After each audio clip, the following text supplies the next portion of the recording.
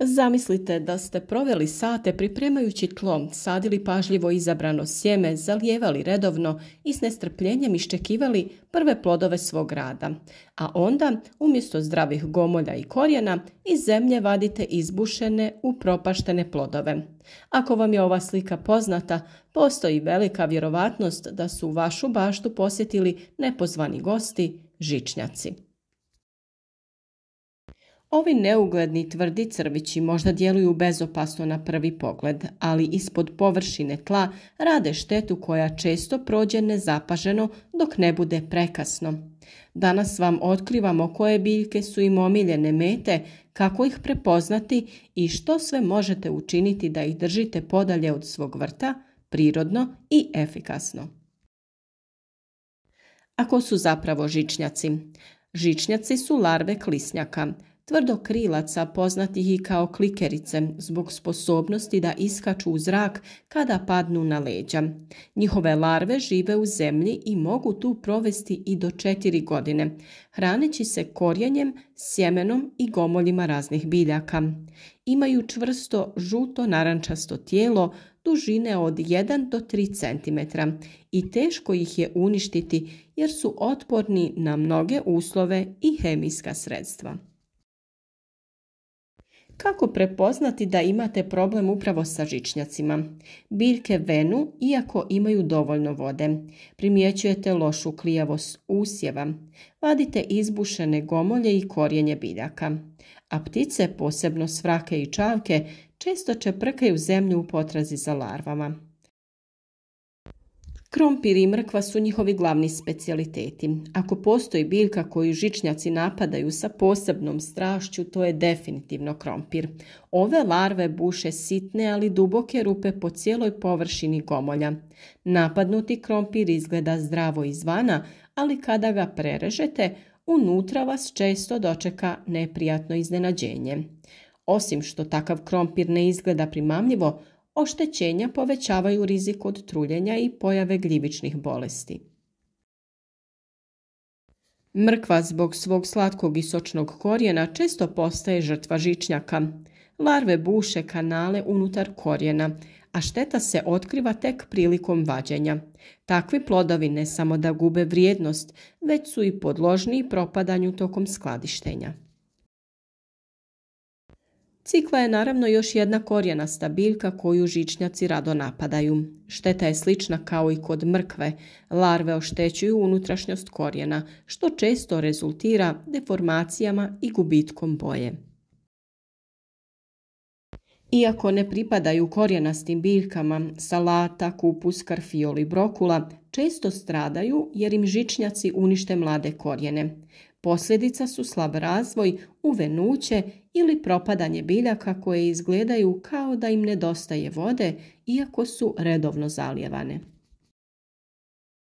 Mada su luk i bijeli luk poznati po svom jakom mirisu i prirodnim repelentnim svojstvima, žičnjaci se ne libe napasti ih, naročito dok su mladi i u fazi formiranja glavica. Oštećen korijen dovodi do usporenog rasta, žučenja listova i propadanja biljke. Kod kukuruza žičnjaci najčešće napadaju mlade biljke, grickajući klicu i korijen. Posljedica su zakržljali ili uvenuli izdanci koji nikad ne stignu do zrelosti.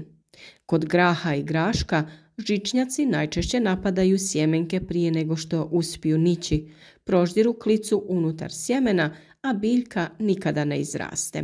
Na polju to izgleda samo kao loša klijavost i često se zamijeni sa nekvalitetnim sjemenom.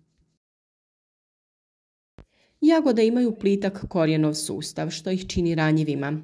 Žičnjaci oštećuju korijenje i vriježe, što dovodi do usporenog rasta, lošeg cvjetanja i smanjenog uroda. Često se tek nakon presađivanja uoči da biljka stagnira bez vidljivog razloga, a uzrok leži ispod zemlje. Prirodne metode borbe protiv žičnjaka su vrlo efikasna opcija. Jedna od njih je sadnja zamki.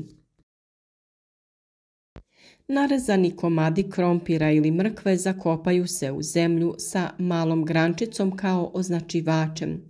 Nakon nekoliko dana izvadite ih i uklonite larve koje su se nakupile u njima. Obrada tla je vrlo važna. Žičnjaci preferiraju vlažno i zbijeno tlo. Jesen je duboko oranje na dubinu od 20 do 30 cm izlaže larve nepovoljnim uslovima kao što je mraz i predatorima poput ptica i drugih insekata. Feromonske zamke privlače odrasle insekte i sprječavaju ih da polažu jaja u tlu. Mokra trava ili slama privlače žičnjake. Postavljanjem ovih mamaca na površinu tla možete ih lako prikupiti i uništiti. Sadnja biljaka koje ih odbijaju je vrlo efikasna. Najbolji prethodni usjevi za suzbijanje žičnjaka su mahunarke poput graška, graha i soje, jer poboljšavaju strukturu tla i smanjuju populaciju larvi. Gorušica i uljana repica ispuštaju prirodne hemikalije koje odbijaju žičnjake. Korijen nevena i kadifice sadrži prirodne insekticide koji smanjuju broj larvi u tlu. Upotreba prirodnih preparata, čaj od pelina, rastvor luka ili bijelog luka za zalijevanje tla može smanjiti brojnost. Rotacija kultura je također dobro rješenje. Izbjegavajte sadnju osjetljivih kultura na istom mjestu iz godine u godinu. Biljke općenito ne bi trebalo uzgajati na istoj parceli svake godine. O tome smo dosta govorili i imate posebne video savjete baš na temu plodoreda i izmjene biljaka u vrtu. Povećajte organske materije u tlu. Korisni mikroorganizmi često drže populaciju štetnika pod kontrolom. Rana sjetva omogućava biljkama da razviju snažan korijenov sistem prije nego što larve postanu aktivne. Također, važno je na vrijeme obaviti berbu kako bi se smanjio kontakt gomolja i korijenja sa štetočinama. Prirodni neprijatelji žičnjaka mogu biti naši saveznici. Mnogi prirodni predatori pomažu u kontroli populacije žičnjaka. Njihovo prisustvo može značajno smanjiti štetu na biljkama u vrtu. Vrane, čavke, djetlići i fazani često jedu larve žičnjaka kada su izložene na površini tla. Ježevi, rovčice i gušteri prirodni su neprijatelji koji uništavaju larve u zemlji. Naravno i korisni insekti imaju svoju ulogu u vrtu. Parazitske osice, na primjer, polažu jaja unutar larvi žičnjaka i uništavaju ih iznutra. Nematode su mikroskopski organizmi koji napadaju i ubijaju larve u tlu. Unošenje ovih korisnih organizama u tlo može značajno smanjiti populaciju žičnjaka bez upotrebe hemijskih sredstava. Neke biljke i prirodni pripravci imaju insekticidno djelovanje i mogu se koristiti kao prirodni repelenti za žičnjake. Neven i kadifica smanjuju broj larvi jer sadrže toksične materije koje djeluju na žičnjake.